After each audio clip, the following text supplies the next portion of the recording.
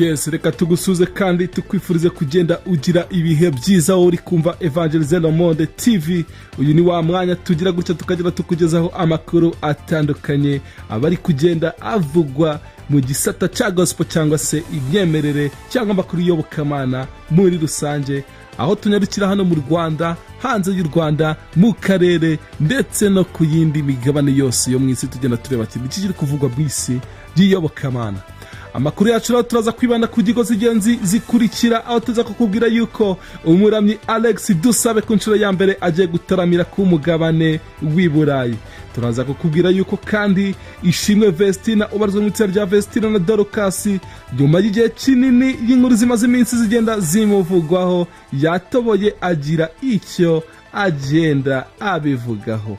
Turaza kukubwira yuko kandi umuramyi Israël MBONYI yagiranye ibiganiro na ambasaderi Olivier Loyalty Gune, aho baganiriye ku bikorwa by'umuhanzi bitandukanye ndetse n'uruganda rw'umuziki mu Rwanda muri rusange. Turaza kunyarukira no hanze y'u Rwanda kandi tukugera tukubwira ati niki kiri kugenda kivugwa muri gospel. Ayo samwe n'andi makuru niyo tugiye kurambura. Je uri kumva kuri mikro za Evangeliser le Monde TV, nitwa Mugisha Simeo. Tudatinze rero amakuru yacu, reka tutangira mu kinyamakuru IDRISS.com, dusanga inkuru ivuga yuko umuramyi w'icyamamare ubimazemo igihe Alexis DUSABE ku nshuro ya mbere agiye gutaramira ku mugabane w'u Burayi.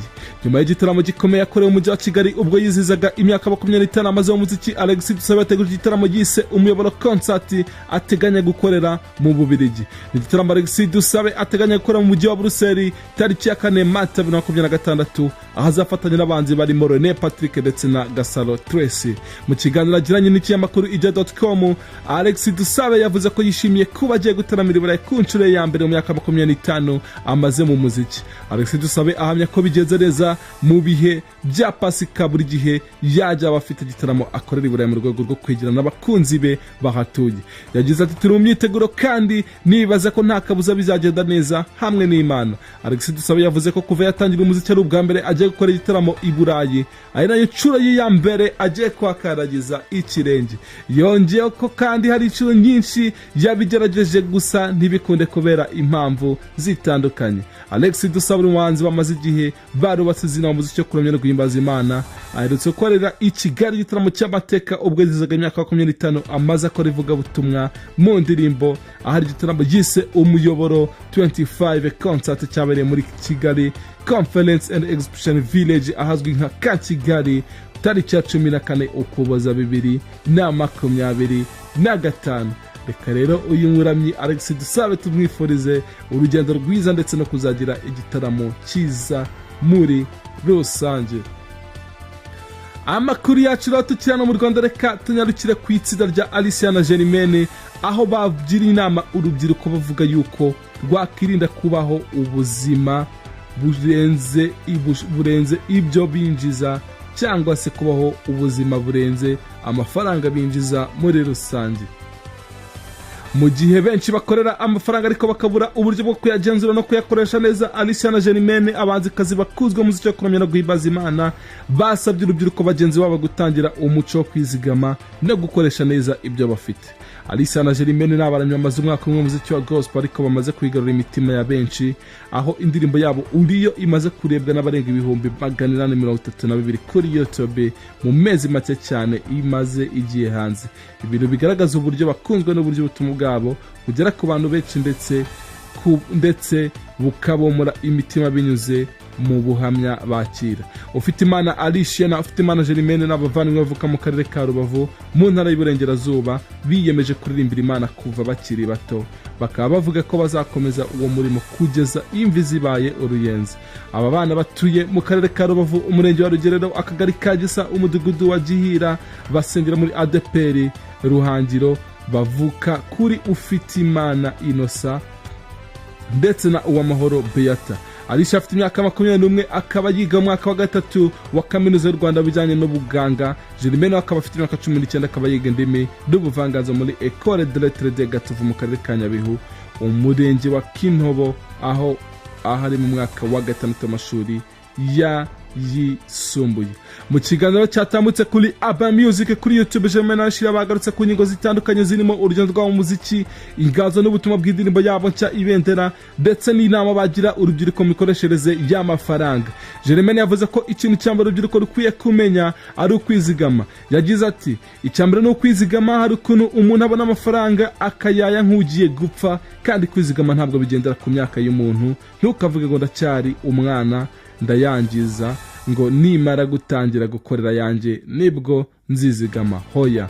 Yavuze ko nawe yatangiye kwizigama nubwo atashatse gutangaza umubare wayo amaze kwizigama, avuga ko ari ibanga ariko arahari. Yavuze ko inama nyamukuru ari ugusaba urubyiruko kwizigama no gukoresha neza amafaranga babona, bakirinda kuyakoresha ibintu bibonetse byose, ariko nyine ntukiyime bitewe nayo winjiza, nabwo ntukiyicisha inzara.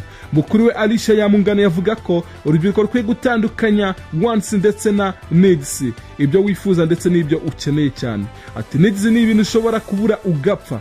Yavuze ko hari igihe ubona nk'umunyeshuri ukiri ku ntebe y'ishuri ashaka kuba nk'undi muntu ufite akazi kamuhemba buri kwezi. Ati wenda urya inyama 3 mu cyumweru nubwo atari byiza, nanjye nkavuga ngo ugomba kuzirya, nashaka kubaho nk'uko ubayeho kandi tutinjiza amafaranga ngana. Yakomeje asobanura ko gukora isuzuma buri kwezi ku mafaranga winjiza nuko uyakoresheje bifasha umuntu kumenya niba atari kwihombya. Yagize ati hari umuntu ushaka kuba ubuzima burenze ibyo yinjiza, ni hahandi wisanga mu bintu bikugoye cyane kubera ko washatse kubaho nk'uko mbayeho kandi tutinjiza amafaranga ngana, cyangwa se nashatse kubaho nk'uko ubayeho tutinjiza amafaranga ngana, winjiza menshi kurenza ayo ninjiza ugashanga bimbanye ibibazo. Ikintu cyambere banza wimenye, nushaka buri kwezi ujye wikorera isuzuma urebe ngo uku kwezi nakugenzemo gute, nitwaye gute, ntabwo ndi kwihombya, ntabwo ndi kubaho nk'uko abandi babayeho, kandi tutanganya amafaranga twinjiza. Germain yagaragaje ko ariko kwizigama ukiri umunyeshuri bishobora kugorana. Mukuru Alicia yahise amunganira amubwira ko amafaranga make ashoboka umunyeshuri ahabwa n'ababyeyi haba akwiriye gukurwaho ayo kwizigama. Atereka nkubwire Germain, kwizigama bimeze nko gufasha, ntabwo bigira imyaka. Hari umuntu uvuga ngo njyewe nzafasha umuntu ari uko maze kuzuza etaje. Oya, gufasha nubu ndetse no kwizigama nubu. Yakomeje mu urugero ko ashobora gutangira kujya bika yizigama ku mafaranga hawe n'ababyeyi be, nk'igihe bamuhaye 10,000 agakora 1,000 akakibika. Yagize ati 1,000 cyatuma upfa uramutse usigaranye 9,000. Germain yase yemereza inama hawe, anashimira mukuru we ko yigeze kumwoherereza 10,000 gusa. Mu gutebya avuga ko byamutunguye cyane, bituma ahamagara mama we ati arishiya mu mushake afite ikibazo. Yajyaga mu 2,000 cyangwa 3, none ampaye 10,000. Ngizo rero izo nama abakobwa bagendaga bagira urubyiruko rutandukanye ndetse n'abandi bantu muri rusange, babagira inama yo kugenda bizigamira muri rusange. Amakuru yacu reka twerekeze ku kinyamakuru Isimbi, dusanga inkuru ivuga yuko Ishimwe Vestine nyuma y'igihe yatoboye akavuga ibimaze iminsi bimuvugwaho mu bitangazamakuru bitandukanye. Umuririmbyi w'indirimbo zo kuramya no guhimbaza Imana Ishimwe Vestine yasabye abakunzi be kwirinda kuyobywa n'amakuru amuvugwaho atangazwa n'abiyitirira amazina ye, ni nyuma y'igihe kirekire acecetse. Vestine wari umaze igihe acecetse, yaba ku mbuga nkoranyambaga ndetse atanagaragara mu ruhame kuva hatambuka kuri Instagram ye amakuru asa naca amarenga ko yatandukanye n'umugabo we. Abakunzi be bari bafite amatsiko y'icyo azavuga bwa mbere. Kuri wa kane tariki 22 Mutarama 2026 nibwo uyu mugore ubarizwa mu itsinda rya Vestine Dorcas yifashishije urukuta rwe ku rubuga rwa Instagram mu kumenyesha abafana be kuba maso mu gushaka amakuru amuvugwaho, mu gihe hirya no hino hakomeje kugaragara benshi bamwiyitirira. Muri ubutumwa Vestine yerekanye ko hari umuntu washinze urukuta rwa Instagram rwa yise Vestine and Wedrawogo family atambutse amakuru y'ibihuha amwerekeyeho, ndetse n'umugabo we IDRISS Wedrawogo. Uru rukuta ruri muri nyinshi zimwitira, rufite abarukurikira barenga 3,880, naho rwa Vestine nyakuri rwo avuga ko rufite abasaga 170 barukurikirana. Uyu mugore atangaje mu gihe mu mpera z'umwaka ushize yari yigaruriye nyinshi umutwe bitangazamakuru by'imyidagaduro mu Rwanda, nyuma yo gutangaza amagambo akomeye yacaga amarenga y'umwuka mubi wari mu rugo rwe.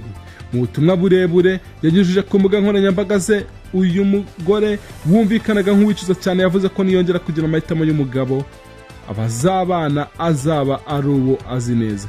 Icyo gihe yagize ati ubutane njya guhitamo umugabo tuzabana azaba ari uwo tuziranye neza z'umuryango we ndetse na buri kimwe kuri we, nta muntu uzongera kunkoresha ukundi.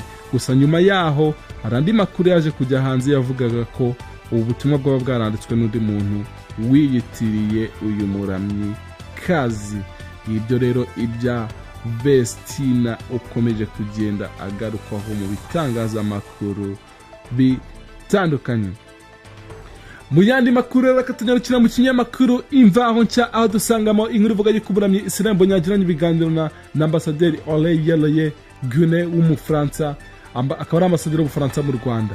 Ambasaderi w'Ubufaransa mu Rwanda Alexis yagaragaje ko yishimiye ibiganiro yagiranye n'umuramyi Israël Mbonyi, ashimira Silva wabahuje. No butumwa ambasaderi Alexis yasangije amukurikira mu ijoro ry'itariki ya 19 Mutarama 2023, agaragaza ko ibiganiro bye n'uwo muramyi byagenze neza. Yanditse ati twanejejwe no gurana icyamamare nyarwanda mu ndirimbo zo kuramya no guhimbaza Imana, twaganiriye ku bijyanye n'uburyo indirimbo ze zikunzwe mu Rwanda n'uko umuco w'inganda z'umuziki uhagaze. Twanaganiriye kandi ku buryo umuziki uhuza abantu.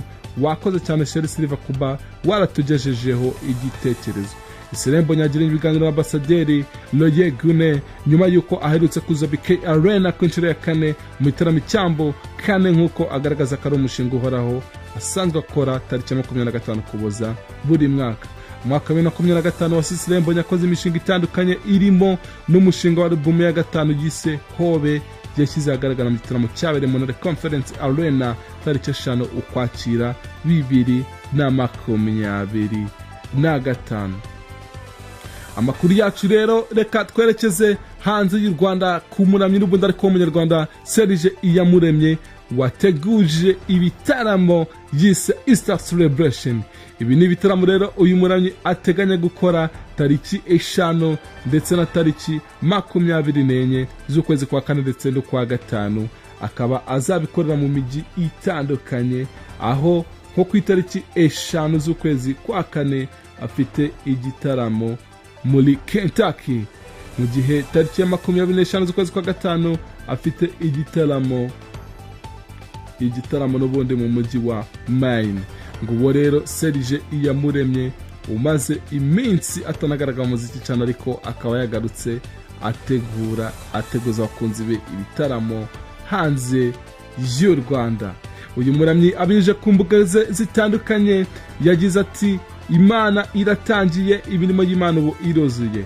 2026 n'umwaka wo kuramya Imana, ubumwe ndetse no kugenda dushaho nsakaza ubutumwa bwiza mu bantu b'Imana.